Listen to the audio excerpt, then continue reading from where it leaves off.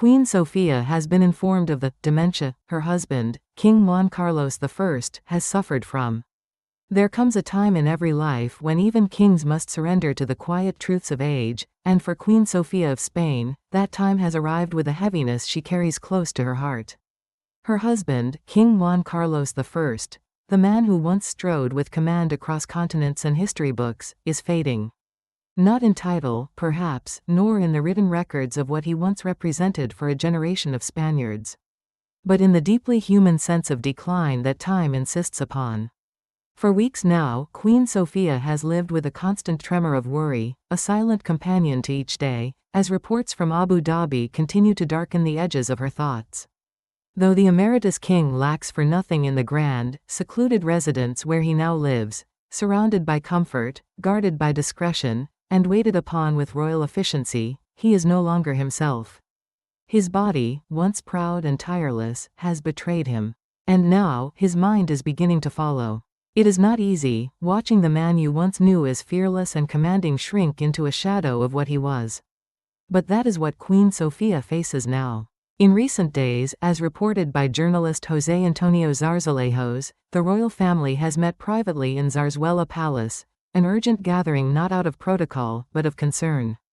King Felipe VI, Infanta Elena, and Infanta Cristina know well that the current arrangement cannot continue much longer. Their father, thousands of miles away, aging in foreign solitude, may not live to see another season without being surrounded by family or familiarity. More than that, they understand the delicate symbolism of his final days. To have the former king die on foreign soil would not only be a personal blow, but a public one. It would bruise the monarchy's image, reignite old controversies, and cast long shadows across Felipe's reign, a son's grief entangled with a nation's scrutiny. For now, it has been decided that a return to Zarzuela Palace is not in the cards. Too many ghosts linger there. Too many political wounds are still fresh.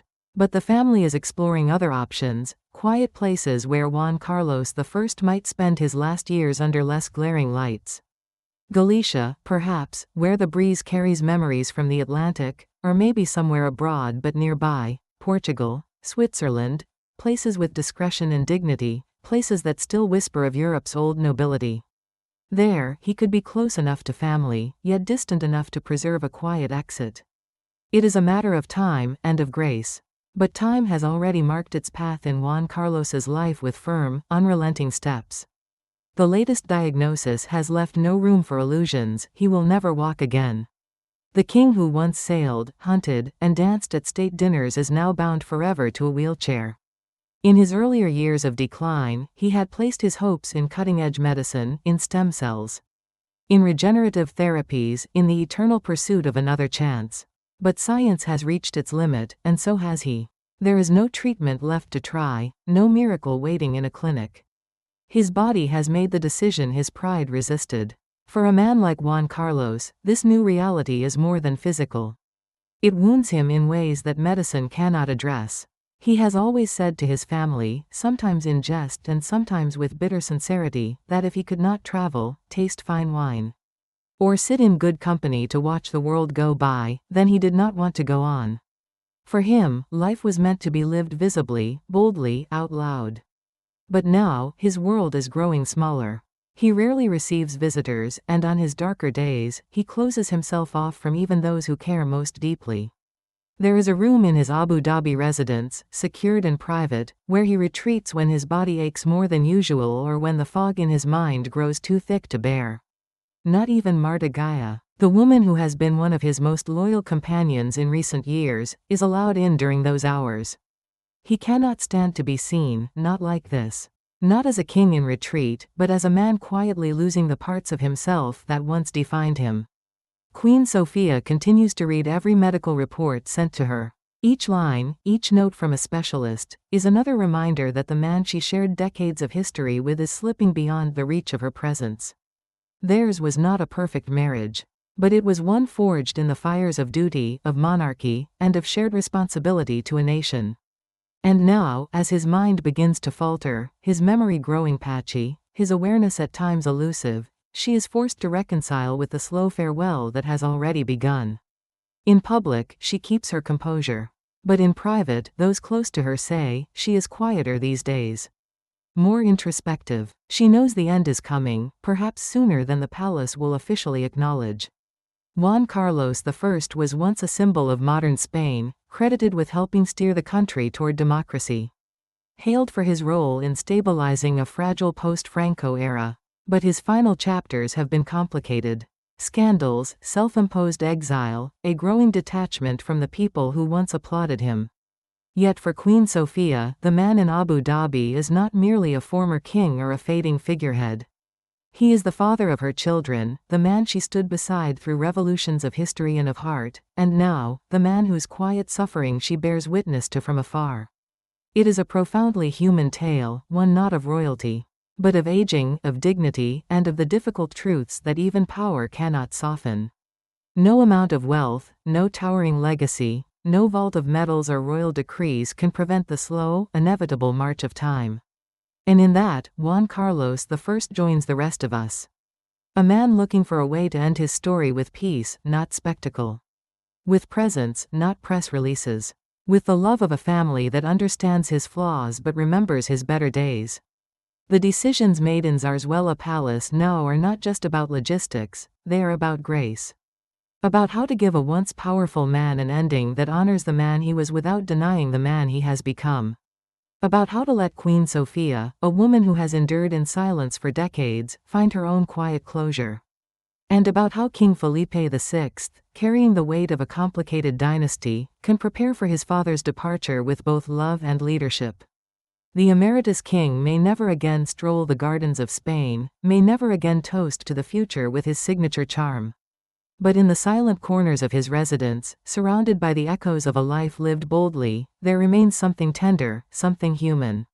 And in Queen Sofia's unshaken gaze, there remains something enduring, a quiet love, not always spoken, but steadfast in the face of farewell. Queen Sofia often sits alone in the quieter wings of Zarzuela Palace, where the light pours in gently through long windows and the walls remember things no longer spoken aloud. Here, in the hush of early mornings or just before twilight, she reflects, not just on Juan Carlos's illness, but on the entire arc of their shared journey. They were once young, radiant figures of a modernizing monarchy, full of promise, poised at the intersection of history and hope. Their marriage, complex as it was, stood not only on affection but on a pact to represent something larger than themselves. And now, that shared responsibility has taken on a different shape. She holds the weight of legacy while he fights, sometimes silently, to remember who he once was. There's something unspeakably tragic in watching a man once surrounded by applause now shrouded in silence. Queen Sofia remembers the sound of his laughter at royal banquets, the firm conviction in his voice when addressing crowds, the moments of quiet determination during Spain's most uncertain years. She remembers not only the king the world saw, but the husband who sat beside her during long flights, the father who knelt to play with their children in private gardens. And now, the same man cannot always recall the names of those children. Some days he forgets where he is. Other days, he insists on dressing in full formality to attend a non-existent meeting, lost in loops of old routines. Those closest to the Queen say that she does not complain. That she bears this final chapter of their union with the same elegance she brought to decades of duty. But they also admit that the sorrow is visible in the way she now lingers longer over photo albums, or how her eyes well slightly when asked how he is doing. It's not just about illness, it's about watching time erase the pieces of a life you built together. And knowing there's no way to preserve it except by remembering it yourself.